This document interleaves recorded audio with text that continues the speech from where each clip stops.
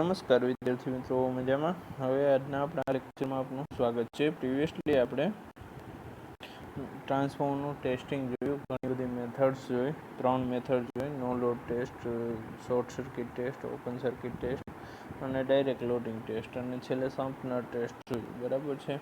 અને advantages, disadvantages previous લેક્ચરમાં આપણે જોયા. હવે આજે આપણે એના ઉપરના એક્ઝામ્પલ જોવાના છીએ. બરાબર છે. મારું નામ છે હર્ષદ વાકર. આજના આપણા લેક્ચરમાં આપનું સ્વાગત છે. બરાબર છે. એક 100 kVA 100 kVA નું ટ્રાન્સફોર્મર છે. એનો વોલ્ટેજ રેશિયો કેટલો આપેલો છે? 1100 ડિવાઇડેડ બાય 440 વોલ્ટ. આ વોલ્ટેજ રેશિયો V1/V2 આપેલો છે. ટ્રાન્સફોર્મરના ટેસ્ટના પરિણામો નીચે મુજબ છે. ઓપન સર્કિટ ટેસ્ટ હશે, એનો નોર્મલ પ્રાઇમરી વોલ્ટેજ કેટલો? નોર્મલ પ્રાઇમરી વોલ્ટેજ એટલે કે 1100. બરાબર છે. અને 500 વોટ આપ્યો. તો હવે આપણને ખબર હોવી જોઈએ કે ઓપન સર્કિટ ટેસ્ટ ઉપરથી કયો ડેટા મળે. અહીંયા ઓપન સર્કિટ ટેસ્ટનો ખાલી ડેટા આપેલો છે. તો એના માટે આપણી ઇન્ટેલિજન્સ યુઝ કરવી પડે. ઓપન સર્કિટ ટેસ્ટ ઉપરથી આપણને આયરોન લોસીસ મળશે. અને બીજું શોર્ટ સર્કિટ ટેસ્ટ આપેલો છે. એનો ડેટામાં શું આપ્યું તો કે 850 વોટ 40 વોલ્ટ. બરાબર છે. એટલે શોર્ટ સર્કિટ ટેસ્ટ ઉપરથી આપણને એક વસ્તુ યાદ હોવી જોઈએ કે આપણને કોપર લોસીસ મળશે. બરાબર છે. અને 40 watt short circuit secondary voltage મળશે. જ્યારે સેકન્ડરી વાઇન્ડિંગને શોર્ટ કરવામાં આવેલ ત્યારે ફૂલ લોડ કરંટ વહેતો હોય ત્યારે 0.8 લેગિંગ પાવર ફેક્ટર અને ફૂલ લોડ એફિશિયન્સી અને રેગ્યુલેશન શોધો. 0.8 લેગિંગ પાવર ફેક્ટર ઉપર ફૂલ લોડ એફિશિયન્સી અને રેગ્યુલેશન ગોતવાનું કીધું છે. તો સૌથી પહેલાં એક નજર નાખી લઈએ કે આપણને ડેટા શું આપેલો છે. તો કે 100 kVA નું ટ્રાન્સફોર્મર છે અને 1100 ડિવાઇડેડ બાય 440 V1/V2 નો વોલ્ટેજ રેશિયો આપણને આપેલો છે. બરાબર છે.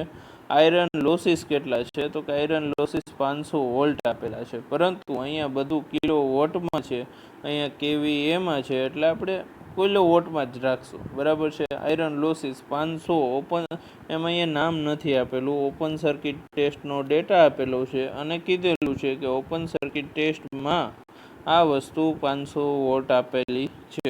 એટલે આપણને શું આપેલું છે? Iron losses. હવે બીજો ડેટા આપેલો છે શોર્ટ સર્કિટ ટેસ્ટનો. શોર્ટ સર્કિટ ટેસ્ટમાં જે ડેટા આપ્યો એમાં શું કીધું? 850 વોટ 40 વોલ્ટ. બરાબર છે. તો 850માં શું થશે? ફૂલ લોડ કોપર લોસ 850 વોટ થશે. બરાબર છે. અને એનો ફૂલ લોડ કોપર લોસ કેટલો છે? 0.85 કિલો વોટ. આઉટપુટ કેટલું છે? kVA into cos 5. kVA કેટલા છે? તો કે 100 kVA. cos 5 પાવર ફેક્ટર કેટલું આપ્યું? તો કે 0.8 લેગિંગ પાવર ફેક્ટર. તો આઉટપુટ કેટલું થશે? 80 કિલોવોટ. હવે આપણી પાસે ઇનપુટ છે, આઉટપુટ છે, કોપર લોસ છે અને આયરન લોસ છે. તો આના ઉપરથી શું મેળવવાનું કીધું? તો કે ફૂલ લોડ ઉપર એફિશિયન્સી અને રેગ્યુલેશન. હવે આઉટપુટ છે અને બે પ્રકારના લોસીસ છે. બરાબર છે. એટલે output plus iron losses plus copper losses. Full લોડની વાત કરીએ તો આપણને ઇનપુટ મળી જાય. ઇનપુટ મળી જશે એટલે આપણને એફિશિયન્સી મળશે. તો હવે એફિશિયન્સી બરાબર શું મેં કીધું હતું? તો કે આઉટપુટ ના છેદમાં output plus iron losses plus copper losses multiplied by 100. બરાબર છે. તો આઉટપુટ કેટલું છે? 80 kilo watt. Output 80 kilowatt. Iron losses 0.5 kilowatt અને કોપર લોસીસ 850 વોટ હતા તો 0.85 વોટ. બરાબર છે. તો એફિશિયન્સી આ ટ્રાન્સફોર્મરની આપણી આવેલી છે 98.3% આપણી એફિશિયન્સી આવી છે ને. એકદમ સરળ. આઉટપુટ બરાબર kVA into cos 5. Previous equation જુઓ તો આઉટપુટ મેળવવું હોય તો kVA into cos 5. kVA direct આપી દીધેલા છે. 0.8 લેગિંગ પાવર ફેક્ટર છે. લેગિંગ પાવર ફેક્ટર એટલે બીજું કંઈ નહીં, cos 5. એને મૂકી દો, 80 કિલોવોટ મળશે. Copper loss short circuit test ઉપરથી મળશે. રેડી. અને iron loss open circuit test ઉપરથી મળશે. હવે આ જાણવા માટે તમારે પ્રીવિયસ લેક્ચર જોવો પડે કે ઓપન સર્કિટ ટેસ્ટ ઉપરથી આયરન લોસ મળે છે અને શોર્ટ સર્કિટ ટેસ્ટ ઉપરથી કોપર લોસ મળે છે. બરાબર છે. આ વસ્તુ થઈ. હવે એફિશિયન્સી મળી ગઈ. Output upon output plus iron losses plus copper losses. Output kVA cos 5 એનું મેળવી લીધું, 80 છે. બરાબર છે. હવે 80 plus 0.5 iron losses plus 0.85 copper losses, તો 98.03 બરાબર છે. આ એની એફિશિયન્સી થશે. મલ્ટીપ્લાઇડ બાય 100 આપવાનું છે. હવે તમને કેવીએનું ઇક્વેશન આવડે છે? તો કે હા. તો કેવીએ બરાબર શું થાય? તો પ્રાઇમરીના સપોઝમાં તો કે V1 into I1 divided by 1000. તો V1 કેવીએ કેટલા આપેલા છે? 100 કેવીએ આપેલા છે. V1 નોર્મલ પ્રાઇમરી વોલ્ટેજ કેટલા છે? 1100. I1 કરંટ તમને આપેલો નથી, છેદમાં 1000. તો I1 બરાબર શું મળશે? પહેલું I1 બરાબર શું મળ્યું? તો કે 90.09 પ્રાઇમરીમાં વહેતો કરંટ મળી ગયો છે. હવે શોર્ટ સર્કિટ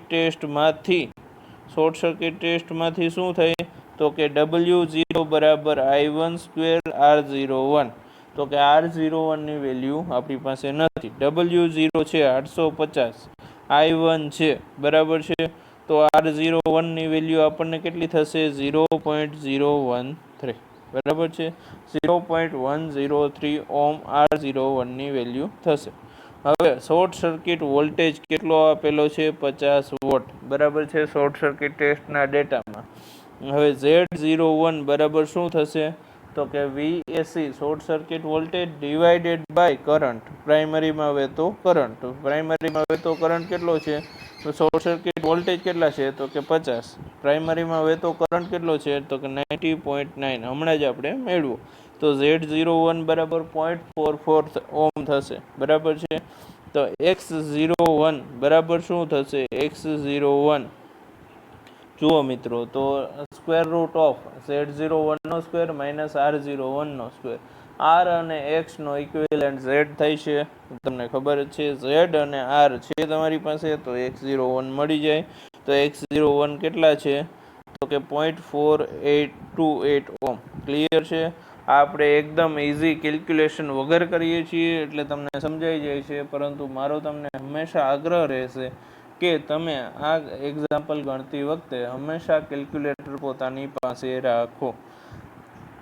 કેલ્ક્યુલેટર તમારી પાસે રાખશો એટલે ટાઈમ કન્ઝ્યુમિંગ થશે બરાબર છે. ટાઈમમાં આ આન્સર મેનેજ થતા જશે અને તમને થોડો કોન્ફિડન્સ આવશે કે હું જે કરું છું એ સાચું કરું છું બરાબર છે. તો કેલ્ક્યુલેટર તમારી પાસે રાખજો અને કેલ્ક્યુલેશન કરશો બરાબર છે. એક્ઝામ્પલ ગણવાથી આવડે છે. માટે વોલ્ટેજ રેગ્યુલેશન બરાબર શું થશે? I1 R01 cos 5 plus I1 X01 sin 5 divided by V01 multiplied by 100. તો I1 પ્રાઇમરીમાં વહેતો કરંટ કેટલો છે? 90.09, R01 0.103, cos 5 0.8 આપેલા છે, પ્લસ I1 90.09 બરાબર છે. X01 0.428. હવે cos 5 આપેલા છે, sin 5 મેળવવાના છે. cos 5.8 આપ્યા, sin 5.6 થાય. મારો તો ઘણા બધા એક્ઝામ્પલનો અનુભવ છે એટલે ડાયરેક્ટ મૂકી શકીએ બરાબર છે. Divided by V01. તો V01 કેટલા છે? તો કે V01 તો કેટલા છે? 1100 વોટ મલ્ટીપ્લાઇડ બાય 100. તો આપણું વોલ્ટેજ રેગ્યુલેશન કેટલું આવશે? પર્સન્ટેજ ઓફ VR બરાબર કેટલું આવશે? 2.8% બરાબર છે. બહુ સારું ટ્રાન્સફોર્મર કહેવાય કે જેનું વોલ્ટેજ રેગ્યુલેશન બહુ ઓછું હોય બરાબર છે. એકદમ સમજાઈ ગયો. ઓપન સર્કિટ ટેસ્ટ ઉપરથી iron loss, short circuit test ઉપરથી કોપર લોસ, એના ઉપરથી એફિશિયન્સી મળી જશે. એફિશિયન્સી બરાબર શું થાય? તો કે આઉટપુટના છેદમાં output plus iron losses plus copper losses. Output કઈ રીતે મળે? તો કે KVA into cos 5. Clear?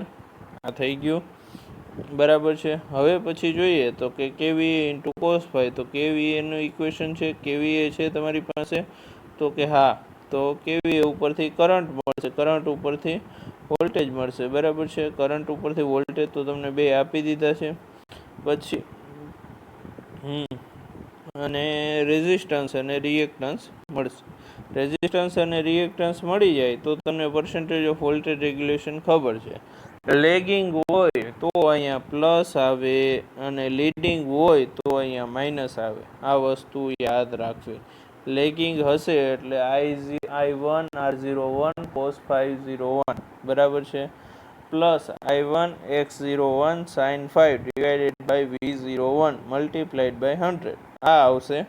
Plus sign, બરાબર છે, પર્સન્ટેજ ઓફ વોલ્ટેજ રેગ્યુલેશન. આ હતો આપણો પહેલો એક્ઝામ્પલ જે તમારે નોટબુકમાં લખવાનો છે. બીજો એક્ઝામ્પલ આપણે જોવા જઈએ તો એક 5 kVA ટ્રાન્સફોર્મર છે.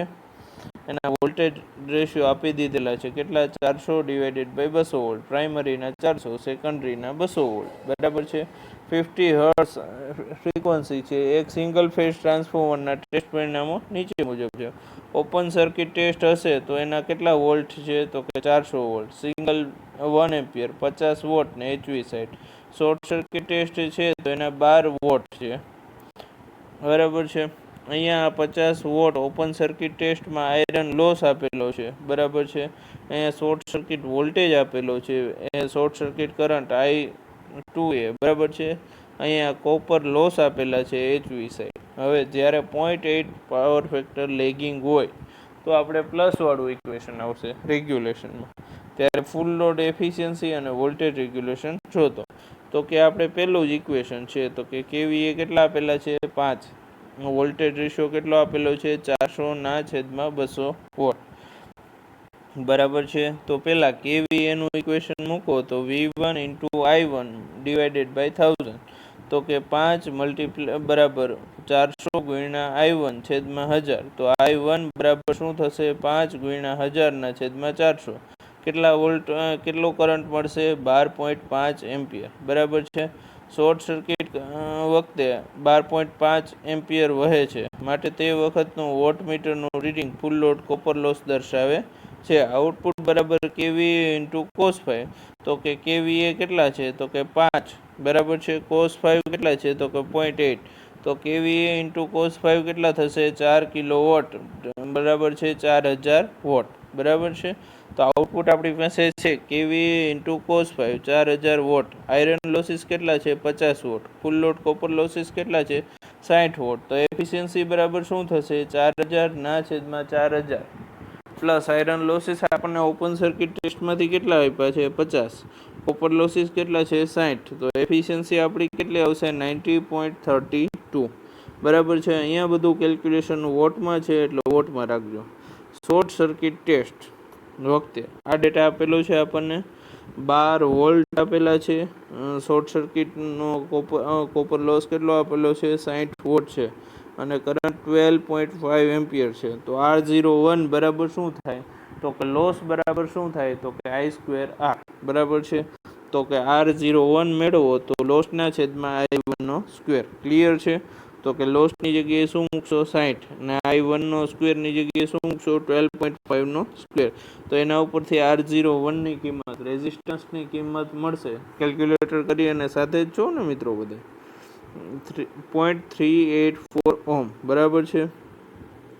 રેઝિસ્ટન્સ મળી ગયો. Z01 ની કિંમત પ્રીવિયસલી આપણે જેમ ગોઈતી હતી એમ VSC/I1, તો કે VSC કેટલા છે, તો કે 12 ના છેદમાં I1, તો કે 12.5, એટલે આન્સર મળશે 0.96 ઓહમ, બરાબર છે. હવે X01, તો X01 ની ઇક્વેશન શું છે, તો કે square root of Z01 minus R01 નો સ્ક્વેર. તો કે સ્ક્વેર રૂટ ઓફ શું થશે, 0.96 નો સ્ક્વેર માઇનસ 0.38 નો સ્ક્વેર. તો કે X01 ની વેલ્યુ કેટલી થશે, 0.88 ઓહમ, બરાબર છે. X01. હવે પર્સન્ટેજ ઓફ વોલ્ટેજ રેગ્યુલેશન બરાબર શું થશે, I1 R01 cos⁵1 plus I1 X01 sin⁵1 divided by V1, બરાબર છે. તો પર્સન્ટેજ ઓફ વોલ્ટેજ રેગ્યુલેશનમાં I1 ની કિંમત મૂકી દો, R1 ની કિંમત મૂકી દો. cos⁵1 ની 0.8 પ્લસ I1 ની કિંમત 12.5, X01 ની 0.88 અને sin⁵ ની 0.86, V1 ની કિંમત 400. તો શું થશે, પર્સન્ટેજ ઓફ વોલ્ટેજ રેગ્યુલેશન 2.61, બરાબર છે. તો આ હતું પર્સન્ટેજ ઓફ વોલ્ટેજ રેગ્યુલેશનનું second example.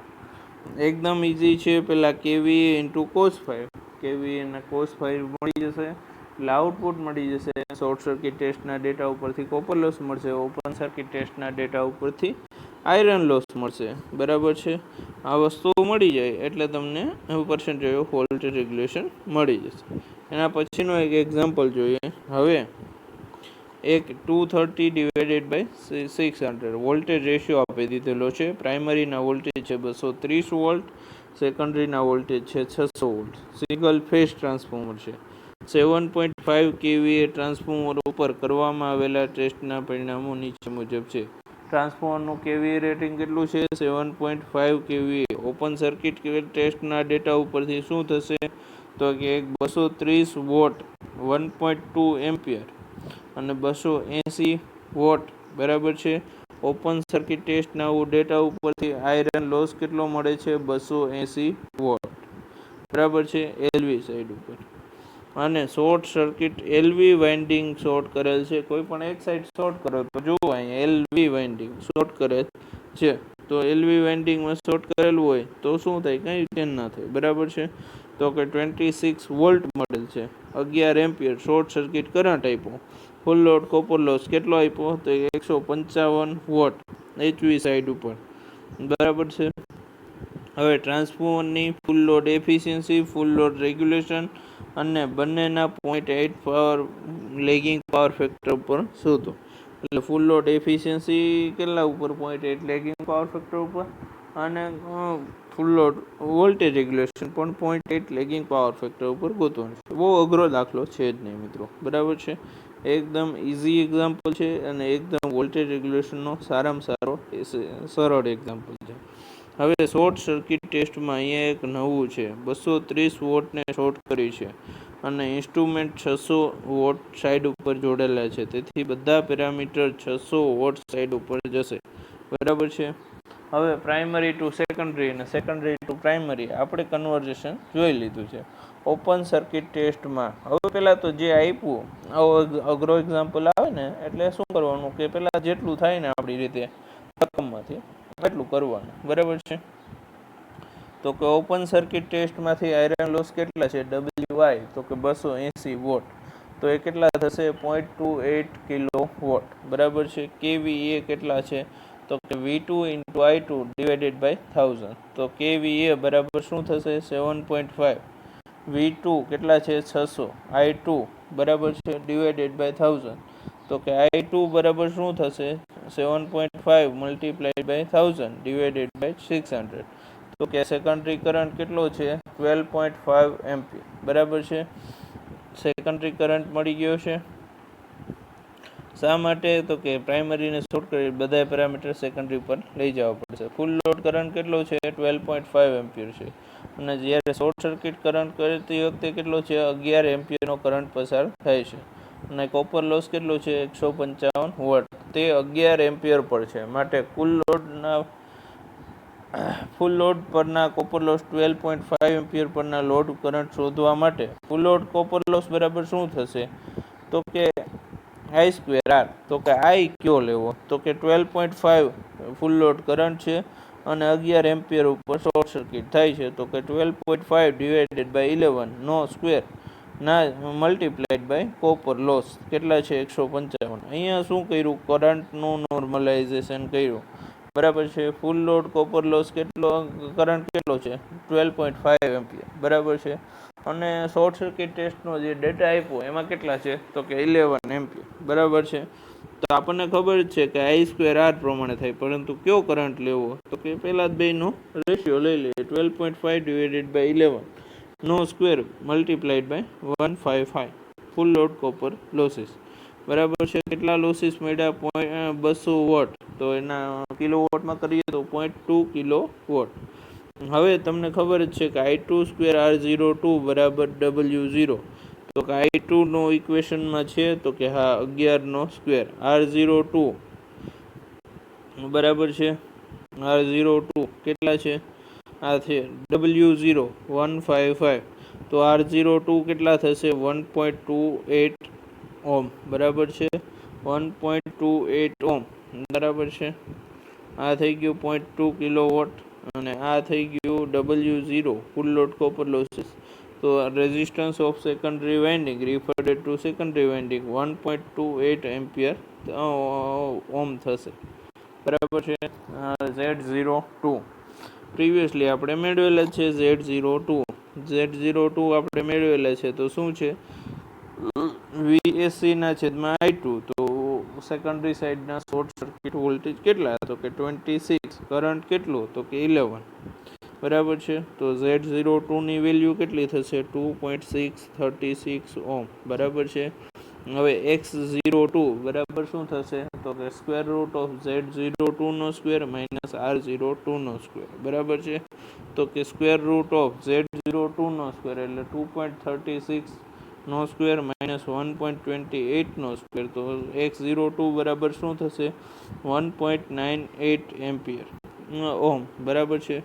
Full load efficiency ગોતવી હોય તો કે KVA into cos phi divided by KVA into cos phi plus iron losses plus copper losses, બરાબર છે.